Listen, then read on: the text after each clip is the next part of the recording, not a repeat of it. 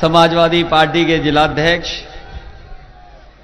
जयवीर सिंह यादव जी, हमारे आपकी समाजवादी पार्टी की प्रत्याशी श्रीमती रुचि वीरा जी, समाजवादी पार्टी के नेता विधायक कमाल अख्तर जी, नासिर कुरैशी जी, नवाब जहां साहब, संचालन कर रहे मोहम्मद फ़हीम जी, संभल लोकसभा के समाजवादी पार्टी के प्रत्याशी जियाउर रहमान जी, हाजी इकराम साहब, अनीसुर रहमान जी, मोइनुद्दीन यूसुफ अंसारी साहब, हाजी रिजवान जी, मंच पर उपस्थित उस्मानुल हक जी, अकीरुल रहमान, इकबाल अंसारी जी, जावेद शान अली सानू जी, बब्बर खां साहब, बाबर खां साहब, विकास चौधरी जी, जुगल किशोर जी, अमित प्रजापति जी, राशिद हुसैन, राजेश यादव जी, राजकुमार प्रजापति जी, विजयवीर यादव, हाजी अताउर रहमान साहब, डॉक्टर विकास चौधरी जी, युवा नेता फुरकान अली साहब, अमित प्रजापति और अधिवक्ता सभा के राष्ट्रीय अध्यक्ष जी, पार्टी के सभी हमारे नेता, कांग्रेस पार्टी के उपस्थित सभी संगठन के पदाधिकारी और नेता इस मंच पर जो मौजूद हैं, वहीं मैं देख रहा हूं दूसरे मंच पर भी बड़ी संख्या में समाजवादी पार्टी के नेता हमें दिखाई दे रहे हैं। सभी समाजवादी पार्टी के साथी, इस चुनावी जनसभा में आए हुए हमारे आदरणीय बुजुर्ग, माताएं, बहनें, नौजवान साथी और पत्रकार बंधुओं, मैं सबसे पहले मुरादाबाद लोकसभा के सभी साथियों का बहुत बहुत धन्यवाद और आभार प्रकट करना चाहता हूं। अभी कुछ दिन पहले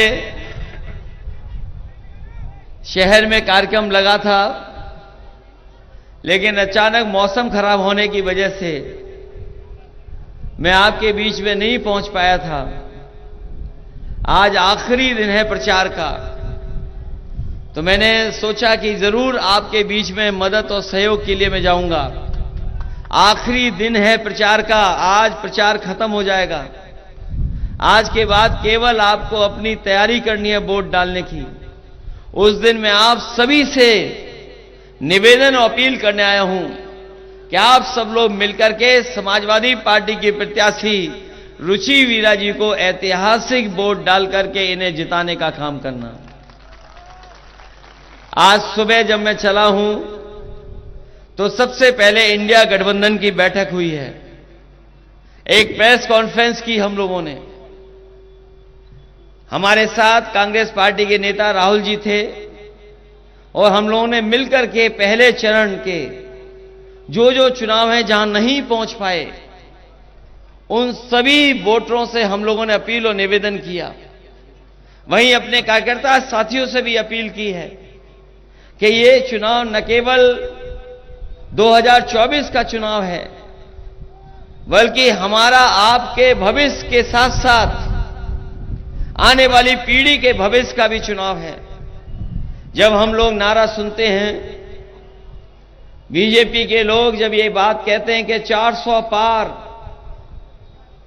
और जब उनके तमाम नेता जो देश के कोने कोने में हैं, उनके स्टेटमेंट जब आते हैं, तो लगता यह है कि 400 पार का ये नारा इसलिए दे रहे हैं कि ये बाबा साहब भीमराव अम्बेडकर जी का दिया हुआ संविधान को बदलना चाहते हैं। जो लोकतंत्र हमें मिला है, न जाने कितने हमारे हिंदू, मुस्लिम, सिख भाई जिन्होंने मिलकर के आजादी दिलाकर के कुर्बानियां देकर के हमें लोकतंत्र दिया। और सच्चाई तो यह है कि दुनिया का सबसे खूबसूरत लोकतंत्र अगर कोई है तो वो हमारे भारत का है। इससे सुंदर, अच्छा लोकतंत्र कहीं नहीं। और जो संविधान बाबा साहब भीमराव अम्बेडकर जी ने दिया है, वो संविधान ऐसा दिया है कि अगर संविधान के रास्ते पर सरकार चलेगी तो किसी भी जात धर्म का कोई भी होगा, उसके साथ कभी भेदभाव नहीं हो सकता है। हमने देखा है, जब से भारतीय जनता पार्टी की सरकार आई है, लगातार इस सरकार ने भेदभाव बढ़ाया है, लगातार लोगों के साथ अन्याय किया है। लोग अपमानित महसूस कर रहे हैं। अगर कहीं न्याय के लिए भी लोग गए हैं, तो कहीं अगर न्याय मांगने गए हैं तो न्याय भी सरकार ने नहीं दिया है। और हमने आपने वो समय देखा है जिस समय यहां के किसान उत्तर प्रदेश से लेकर के पंजाब, हरियाणा और देश के सभी किसान आकर के काले कानून के खिलाफ दिल्ली में इकट्ठे हो गए थे। सालों साल खड़े रहे, लगभग 1000 किसान शहीद हो गए, लेकिन सरकार ने सुनवाई नहीं की। सरकार को कोई परवाह नहीं रही। लेकिन जैसे ही चुनाव आया, उन्हें उत्तर प्रदेश की चुनाव की हवा पता लग गई। आपको याद होगा 2022 के चुनाव से पहले इन लोगों ने काले कानून वापस ले लिए। मैं आपको कहना चाहता हूं, ये काले कानून जरूर वापस ले लिए होंगे, लेकिन जिस तरह का वो नारा दे रहे हैं 400 पार, अगर ये सत्ता में आ गए तो हो सकता है संविधान बदल दें।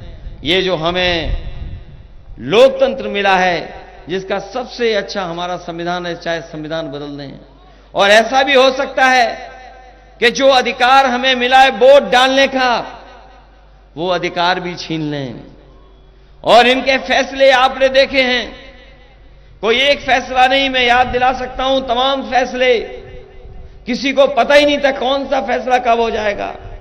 याद कीजिए वो नोटबंदी का समय, किसी को नहीं पता था कि अगली सुबह रुपए बंद हो जाएंगे।